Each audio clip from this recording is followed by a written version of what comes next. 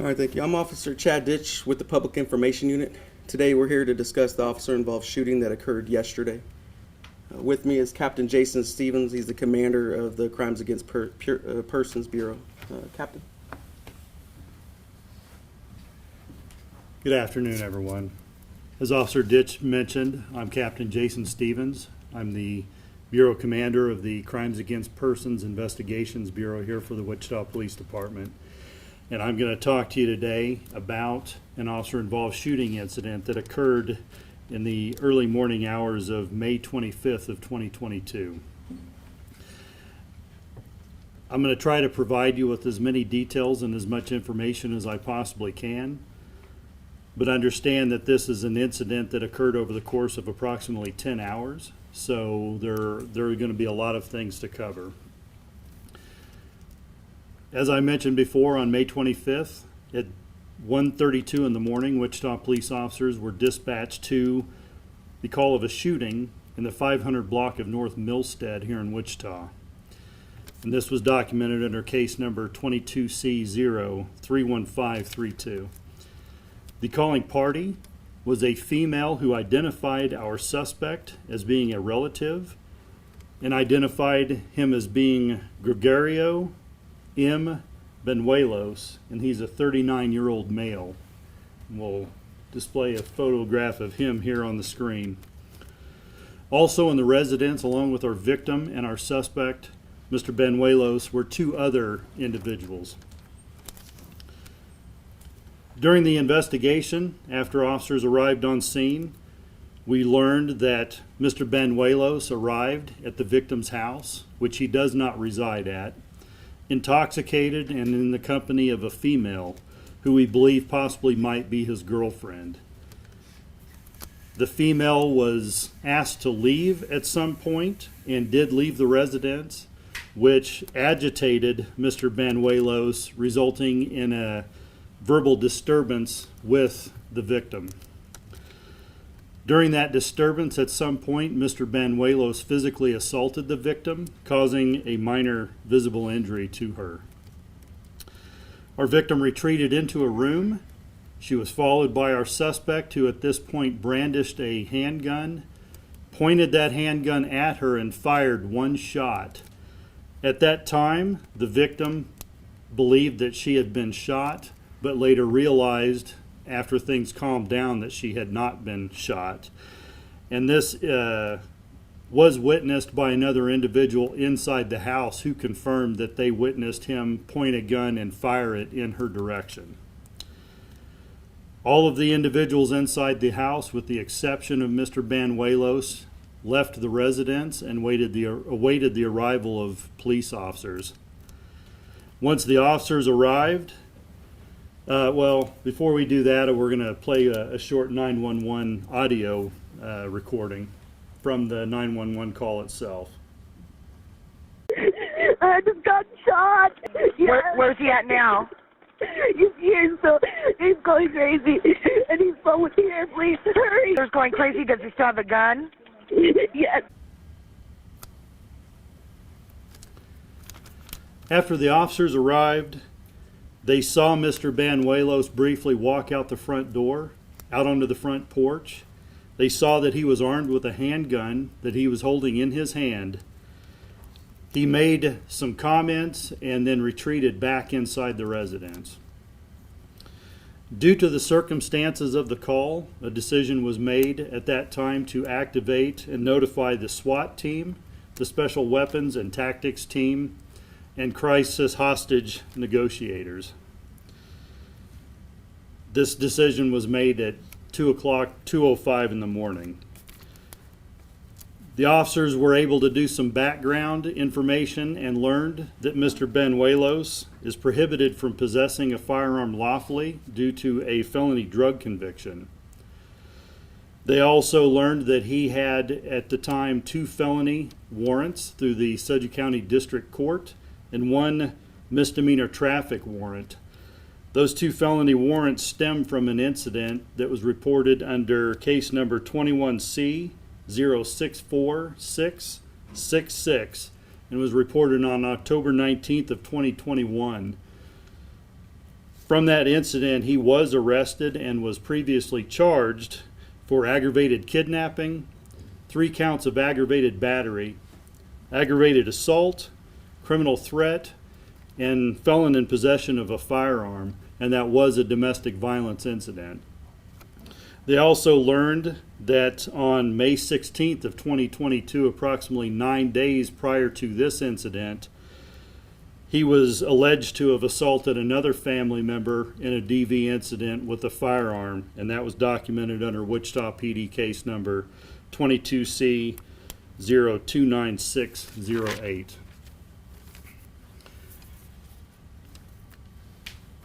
After the SWAT team and the negotiators arrived on scene, they began to make attempts and efforts at peacefully resolving the incident, de-escalating the incident, and calling Mr. Banuelos to come out of the residence so that we could effect a lawful arrest for the charges that we had stemming from this incident, as well as the felony warrants that we knew that he had.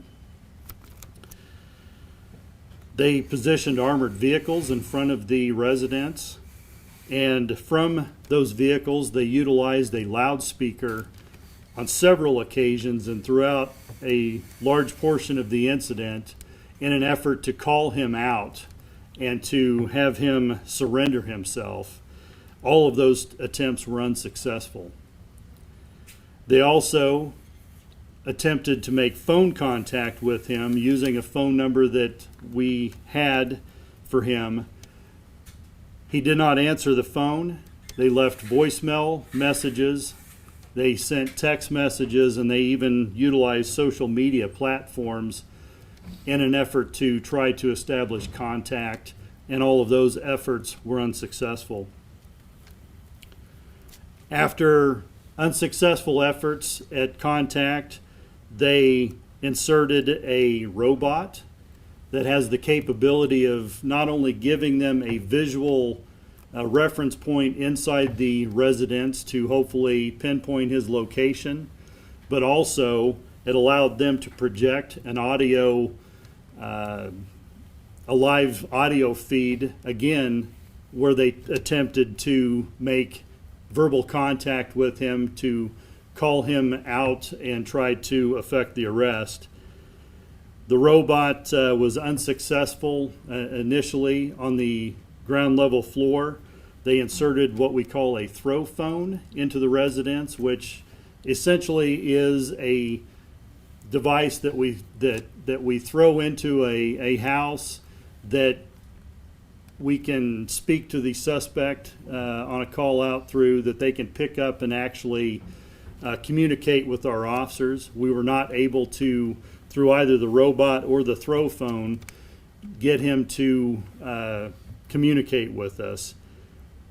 They deployed the robot and the throw phone downstairs into the basement, again, without any success.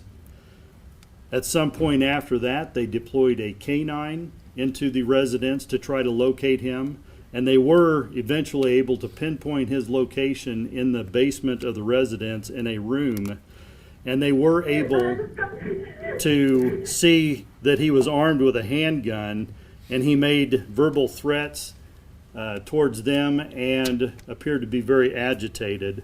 And we're going to play an audio, or did you already play it? I'm No. sorry. Just so you know, it's real explicit. Yes. Hear you, man. I'm telling you, get your fucking dog before I start shooting, bro. Put the gun down, dude. Get your dog. Get your shooting. As you can see, he is indicating that he may shoot, and is talking about the dog in an agitated manner. After that, the robot was temporarily disabled by obstructions in a room, and the SWAT team had to fall back to use the use of what we call a ball camera. It's a camera inside of a clear plastic ball. They also used pole cameras to, again, try to pinpoint his location, because he was on the move in a portion of the house, and we wanted to pinpoint his location for their safety, and also to establish containment so that we could control the situation. They continued giving verbal commands, and at some point, the power in the house was turned off, and it was believed that Mr. Banuelos turned the power off, presumably from a power box inside the basement. At a time after that, they heard a single gunshot, and they continued efforts at verbal commands, and they deployed the robot, which was now back online, to try to pinpoint his location again. Because of those factors, they began to discuss other options, and while holding a position in the basement, Mr. Banuelos emerged into view. He was clearly holding a gun. He pointed that gun at the officers, and they responded in self-defense by firing multiple shots with both a firearm and a less than lethal device. And we'll go ahead and play that. I already told you I'm ready to shot. What's up, man?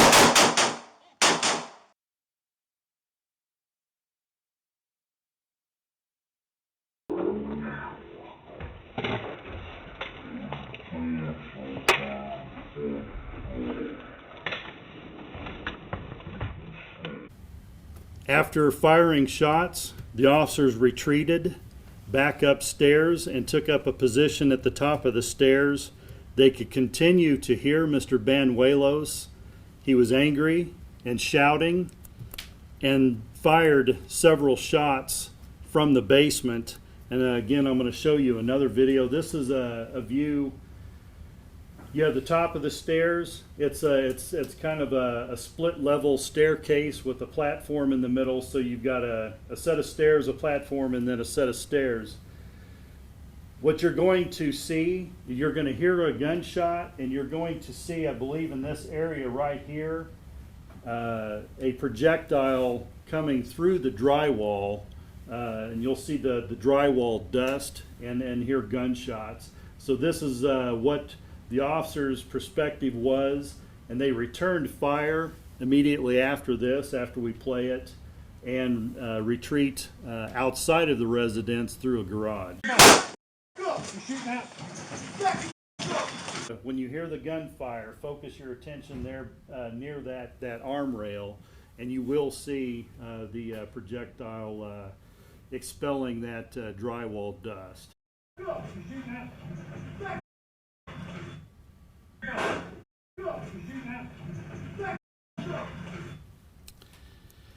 After they retreated from the residence through the garage, I mentioned earlier there were two SWAT armored vehicles parked out front.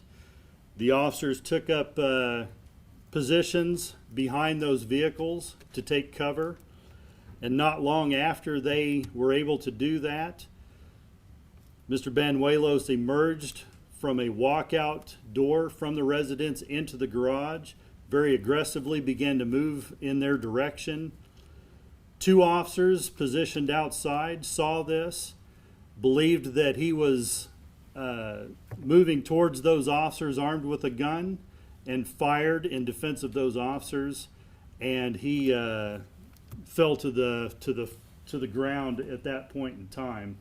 As you can see, there's a vehicle here, there's a vehicle there with several officers. That's the garage door opening.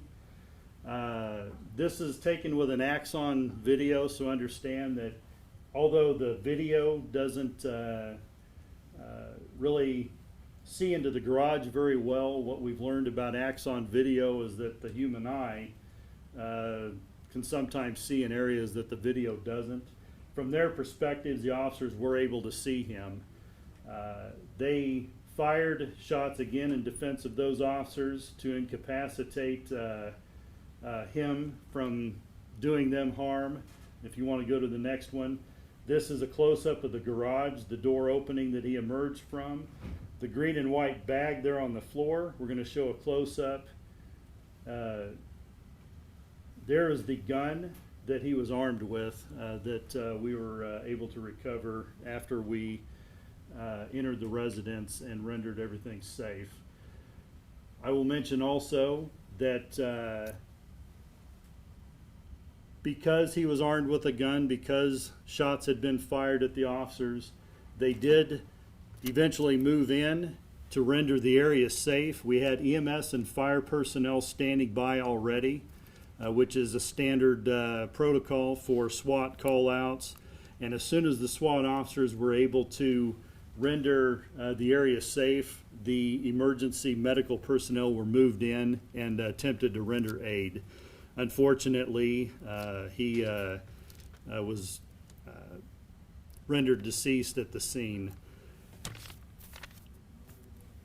I'll mention that there were 4 involved officers, 2 Wichita Police Department, 2 Sedgwick County Sheriff's Office. The Wichita PD personnel each had 20 years of seniority on the department. The tenure of the Sedgwick County Sheriff deputies were 12 years and 6 years. All 4 have been placed on administrative leave, which is standard procedure for both of our agencies involving officer-involved shooting incidents. The Wichita Police Department and the Sheriff's Office are jointly investigating this incident, but we have requested the assistance of the Kansas Bureau of Investigation for transparency and accountability purposes. And I'll take any questions you have at this time. Can you talk about the victims a little bit? Were they children or relatives or? The primary victim in the current incident was an adult. The other 2 individuals, one was an adult, the other was a juvenile, that were inside the residence, and of course Mr. Banuelos was an adult. And then just to get better clarification for like the timeline, officers arrived, there were 2 people outside of the residence, the suspect walked out, walked back in, 2 other people were inside, and then those other 2 people eventually got out, is that correct? No, there were only at the onset there were 4 individuals in the house. Our suspect, Mr. Banuelos, our primary victim, the juvenile, and the other adult. So our primary victim, the juvenile, and the other adult got out of the residence and awaited the arrival of officers. Mr. Banuelos remained alone inside the house. And then the incident with the separate family member about 9 days prior, was he arrested in that incident? He was not. Why was he not arrested if he already has a felony warrant out from not being able to possess a gun? The other incident involved a secondhand report from an out-of-state family member who saw a video, which at this point in time I don't believe we have, that depicted him assaulting someone here in Wichita with a gun. And quite honestly, there wasn't a great deal of evidence or cooperation in that case. That case is still, like I said, it wasn't resolved. And then the entire time frame when the SWAT team was outside, was that entire neighborhood like locked down and not able to leave or come and go? I can't speak for each residence, but what I do know from reviewing some of the interviews and reports, that as standard procedure on these types of calls, we make every effort to go door to door, to contact residents in the area. If they are able to safely shelter in place in a basement or things like that, we don't force them out, but we strongly encourage them to. And I know from various degrees, people either went to alternate locations or sheltered in place in a basement or wherever they felt safe. Captain, you talked, I'm sorry. No, you're good. Captain, you talked about all of the efforts that these teams made to resolve this situation peacefully. Can you kind of give a rough time of when the team decided, okay, it's time to finally go in, and how and why that decision is made? I don't know exactly what time they went in. I know that they did it in slow, methodical steps. As I mentioned, we started from the outside with the loudspeaker. We started with remote attempts at phone conversations or phone calls, social media attempts. In order to get a robot and a throw phone into the residence, I can say that they had access to an open garage door. They had to force entry into that other door to interject those items inside the residence. But to say exactly when SWAT team members physically went in, I can't answer that right now. We can probably cover that at a later time, but I don't have that information right now. And then for the warrant out for that aggravated kidnapping, was the potential victim of that potentially one of the victims here, if that makes sense? It was a different victim, but a relative. How many shots were fired when he was in the garage at Benuelos? When he was in the garage, Yeah. 2. 2? One from 2 different officers. Each, right? Yes. Captain, do you know how many times the suspect was shot in total? I don't have that information right now. I know that there is going to be a medical examination that's done by the Sedgwick County Forensic Science Center, and we don't have all of their reports and results back at this time. The initial call that came in at 1:30 when he thought he shot the woman, what did he shoot at? If he didn't shoot her, what did? He what did, discharged it in a room, Okay. and the projectile, I believe, struck a wall or a floor. I can't recall which, but it did not strike a person. One more question.